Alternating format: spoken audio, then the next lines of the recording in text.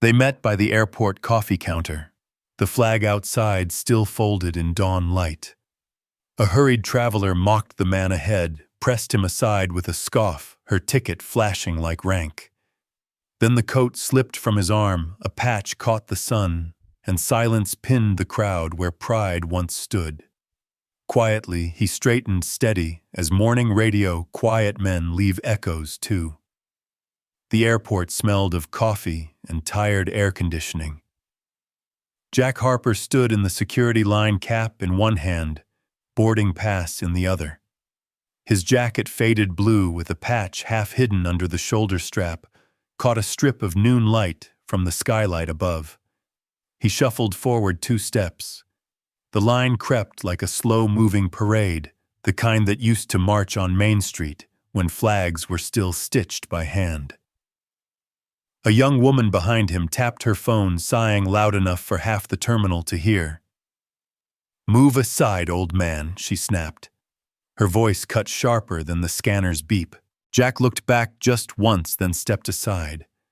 No protest, no glare. Only the soft sound of his shoes finding a new square of tile. The woman slid ahead, earbuds gleaming, victory tiny but loud. Eli Turner, the teenager. 2 places down, watched the exchange. His earbuds hung silent now. He noticed the patch, an eagle's wing faded to gray, and the small lift of Jack's chin as the line moved again. "Hey, sir," Eli said after a beat. "You in the service?" Jack smiled like someone remembering a song. "Long time ago," he answered. "That patch looks cool," Eli said. "What's it mean?" "Just old thread," Jack murmured, holding stories together. The line stalled. A TSA agent waved another lane open. Luggage wheels clicked, voices blended with the hiss of the espresso machine across the hall. Then came the silent beat, the space where sound folds inward. From the ceiling speakers, a calm female voice said, "Attention, travelers. Memorial Weekend, flyover rehearsal, begins at noon." Heads turned toward the glass windows overlooking the runways. Outside, sunlight struck the parked jets, each tail marked with a small flag decal. Jack's reflection in the glass wore both fatigue and something steadier, an outline of a man built by mornings like this. Eli followed his gaze. "You ever miss it?" every now and then, Jack said. "But missing is just memory keeping fit." The woman ahead laughed into her phone, oblivious. Jack adjusted his strap. The patch glinted again. A little boy pointed and whispered to his mother. He was a pilot. She smiled kindly at Jack, and he nodded, grateful for the quiet correction. Then the line moved faster. The young woman didn't look back. But the boy did. And Eli did. And so did the camera of someone streaming the crowd, catching that split second of sun on fabric and the stillness of a man who refused to resent. He didn't know it yet, but that moment would loop later on screens and feeds muted by respect. For now, he just breathed through the hum of machines and the soft announcement echoing overhead. Memorial Weekend flyover rehearsal begins at noon. Jack exhaled, eyes half closed. The words folded over him like a flag finding wind. The gate area felt like a waiting room for patience. Children kicked their carry-ons, phones blinked blue across the rows of chairs. Jack Harper sat near the window, the same patch catching light again, as planes crawled along the runway. A commotion broke the low hum. A boy's backpack had burst open, spilling notebooks, headphones, and a tangle of charger cords onto the floor. Jack bent down first. "Here, let me help." "Thanks, sir," the boy said, cheeks flushed. "Guess I zipped it wrong." Jack smiled. "Happens to the best of us." He held up a small plastic model of a fighter jet. "You fly?" "Just paper ones," the boy said, grinning. "I'm Eli." "Jack." Eli pointed to the patch on his sleeve. That's Air Force, right? Jack hesitated, brushing his fingers across the faded threads. Used to be, he said quietly. Long time ago. Cool. My grandpa flew too. He never talks about it, though. Some things don't need to be said, Jack answered. They just hang in the air until somebody remembers to look up. The boy nodded, eyes following Jack's gesture toward the runway. Outside, 2 planes rolled into position for takeoff, sunlight flashing across their tails.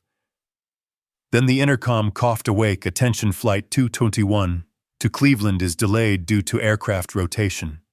Please remain seated." A collective groan rippled through the waiting area. Someone muttered about bad scheduling. Another laughed nervously. Eli shrugged. Guess we're grounded. Jack chuckled. You get used to it. Sky always makes you wait first. Still, the delay brought a different kind of restlessness. A security officer in a pressed blue vest began pacing the aisle, eyes scanning the rows. He stopped near Jack. Sir, please step back from the gate area. You're obstructing the boarding flow. Jack blinked. No one's boarding yet. It's procedure, sir. The officer's tone was polite but clipped, the kind that leaves no air for reason. Eli frowned. He was just helping me. The officer cut him off.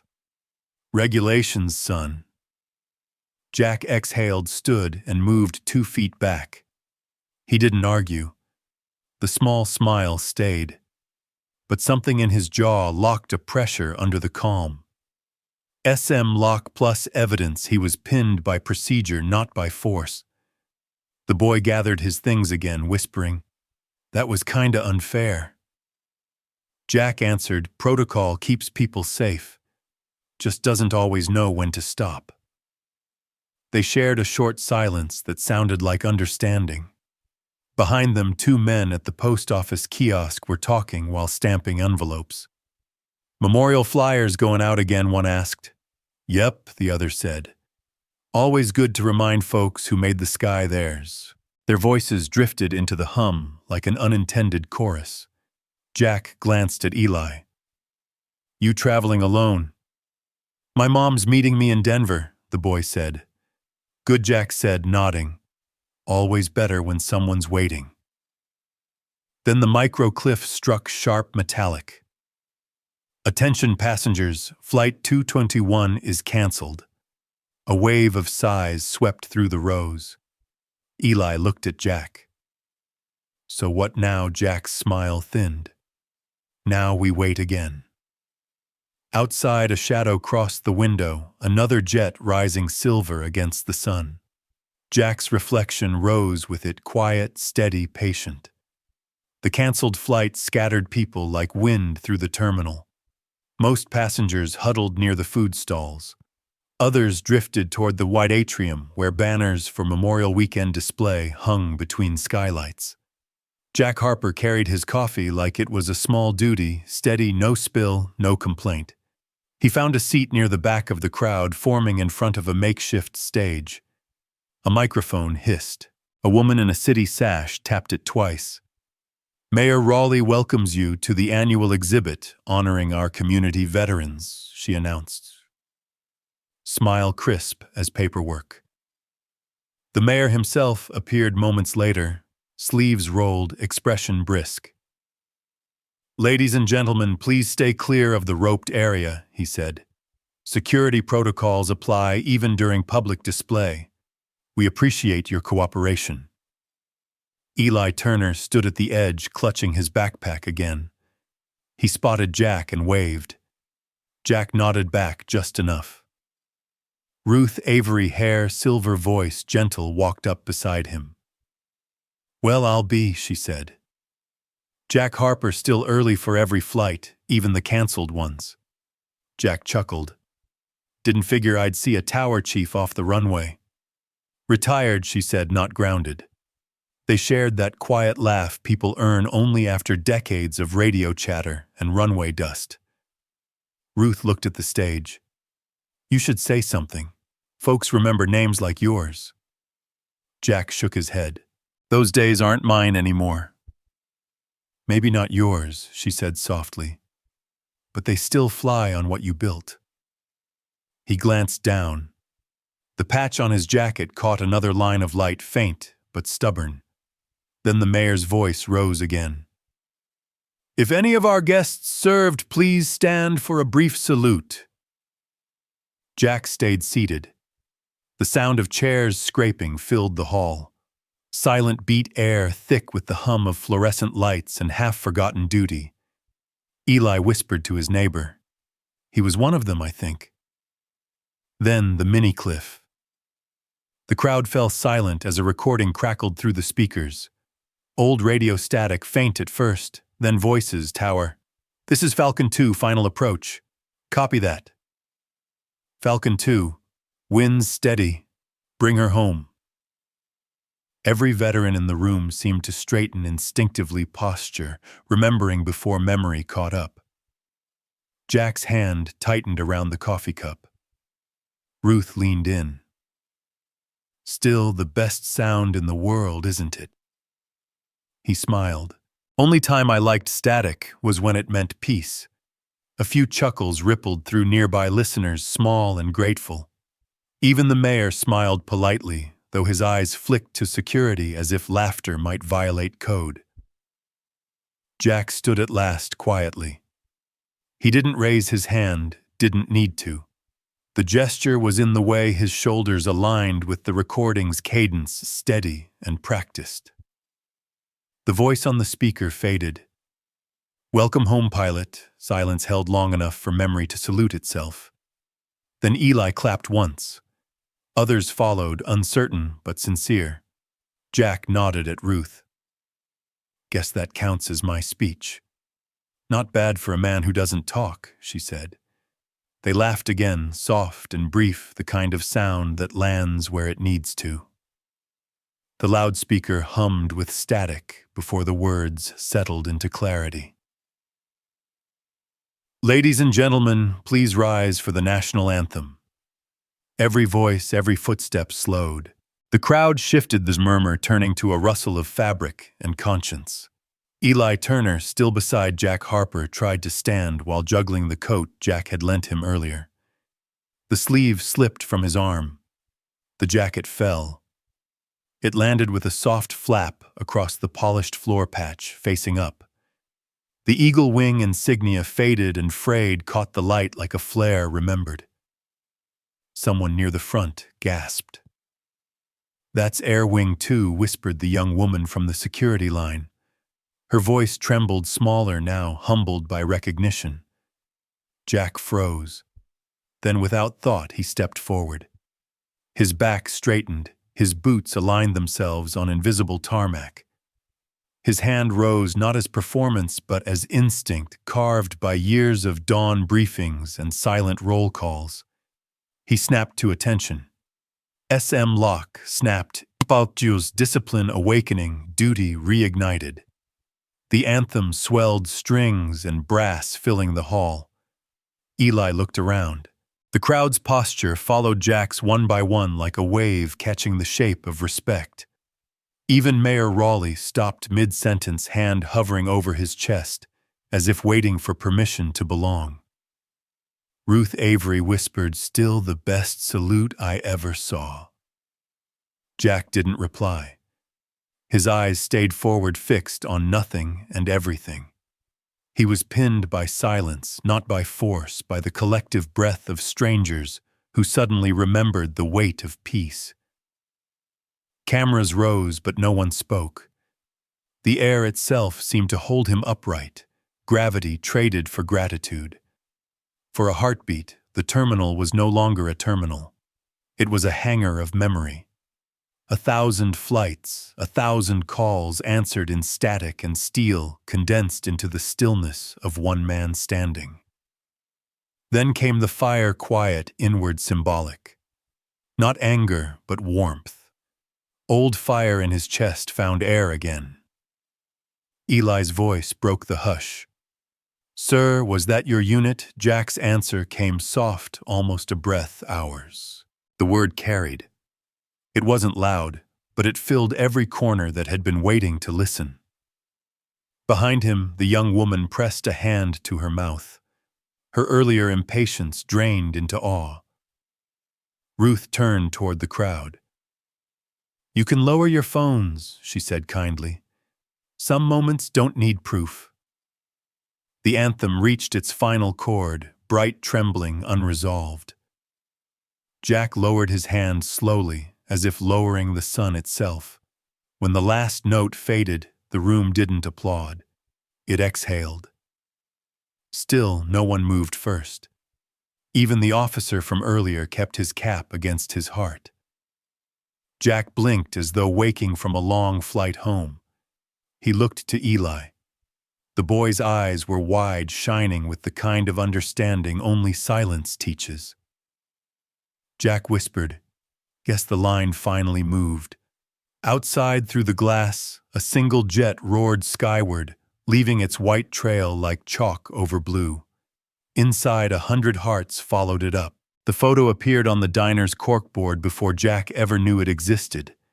Someone had printed it overnight, grainy but clear enough to show him standing at attention under the skylight. The caption was simple: "Respect still flies." Morning sunlight spilled through the front windows, mixing with the smell of bacon and cheap coffee. Jack sat at the counter, stirring cream. He didn't need his jacket folded neatly beside him. Ruth Avery slid onto the stool next to him. "You've gone viral," she said. He frowned. "That sound contagious, only if you count good manners." Outside, a church choir was warming up across the street. Soft voices, half-tuned piano, the kind of imperfect harmony that feels like home. Jack's eyes found the board again. Between old Polaroids and a poster for the memorial flyover, his photo looked both out of place and perfectly settled. Eli burst through the door, phone in hand. "Sir, that picture's everywhere. They're calling you the quiet salute guy." Jack winced. "I was hoping for something less dramatic." "Too late," Ruth said. "Small towns travel faster than Wi-Fi." The bell over the door jingled again. Mayor Raleigh stepped in, hat in hand, face weathered by humility. "Mr. Harper," he said, voice lower than usual, "I owe you a coffee and an apology." Jack turned on the stool. "For what?" "For not seeing who was standing right behind me." He nodded toward the waitress, who wordlessly refilled Jack's cup. Ruth smiled, approving the gesture. The mayor continued, "You didn't need a podium or a press release to remind folks what this weekend's about. You just stood there." Jack shrugged. "Standing's free." Laughter rippled through the booths. Even Eli grinned. The mayor raised his mug. "To standing, then." Jack lifted his in reply. "And to sitting down before the camera finds me again." Outside, wind chimes clinked against the porch swing. Someone shouted from the sidewalk, "Coffee on the house for the pilot." Jack groaned softly. "Guess I'll never pay for breakfast again." Ruth smirked. "You'll survive." The door swung open once more, the young woman from the airport. She hesitated, eyes darting between Jack and the photo. "Sir, I just wanted to say, I was rude that day. I didn't know." Jack nodded gently. "That's all right. You looked like you were in a hurry." She smiled, almost relieved. "Not anymore." The choir outside struck a chord, something about grace, about return. Eli leaned across the counter. "Think you'll go to the flyover?" Jack sipped his coffee. "Maybe. Haven't missed one yet. Just forgot to notice." The mayor chuckled. "We'll save you a seat." Jack turned toward the window, sunlight painting the steam above his mug. Next time they cut the line, he said, eyes warm with humor, "I'll just fly over 'em." Laughter filled the diner, bouncing off chrome and memory. Outside, the choir carried on Voice's steady airlight. Justice didn't arrive in headlines. It sat quietly between neighbors, steaming in a cup that never emptied. 1 week later, the terminal gleamed with new polish and old stories. A section near Gate B had been transformed, a small display lined with photos, medals, and folded flags beneath soft glass. The sign above read, "Service never stands aside." Jack Harper stood in front of it, his reflection mingling with the artifacts. Beside him, Eli Turner balanced a screwdriver, tightening the last corner of a wooden frame. Inside it hung the flight jacket patch, cleaned, pressed, and surrounded by a border of navy blue cloth. "Straight enough?" the boy asked. Jack leaned closer. "Straighter than my landings used to be." Eli laughed. "Guess we're good then." The sound of footsteps echoed across the polished floor. Mayor Raleigh approached, hat tucked respectfully under his arm. "We figured this hallway could use some quiet heroes." Jack nodded. "Hallways do a lot of waiting." "Seems right." Ruth Avery joined them, holding 2 cups of diner coffee. "Brought the good stuff," she said. "Not that airport brew pretending to be coffee." Jack accepted it, smiling. "Tastes like forgiveness." "Close," Ruth said. "Tastes like community." They watched as a few travelers slowed down, reading the display, whispering between each other. The photo from the diner board had been reprinted here too, the salute frozen mid-motion, sunlight cutting through glass. Then the familiar voice came again, softer now. "Excuse me, sir." It was the young woman from the line, no phone in hand this time, just a quiet expression. Jack turned, recognition calm. "Afternoon." She hesitated. "I was wrong about you." He smiled. "No, you were right." A pause warm as daylight. "I just needed to move forward." Title echo lock. Move aside. Move forward. Pass. Her eyes softened. "Guess we both did." Jack tipped his head. "Travel's funny that way." Eli stepped back to admire the wall. "Think it'll stay up long," Ruth answered. "As long as people keep looking up." Outside the glass doors, sunlight poured across the tarmac, catching the faint contrails of a training flyover far above. The sound came late, low, steady, almost like a heartbeat stretched across the sky. Jack's gaze followed it. He didn't salute this time. He didn't need to. The patch on the wall did it for him. For a while, nobody spoke. The silence wasn't heavy. It just belonged. Eli broke it gently. "You gonna miss all this?" Jack exhaled, the corners of his mouth lifting. "You can't miss what you carry." The boy nodded, eyes glinting in the reflection. Then the replay, trigger 12. Words exact. Sometimes the quietest thank you is the one that never ends.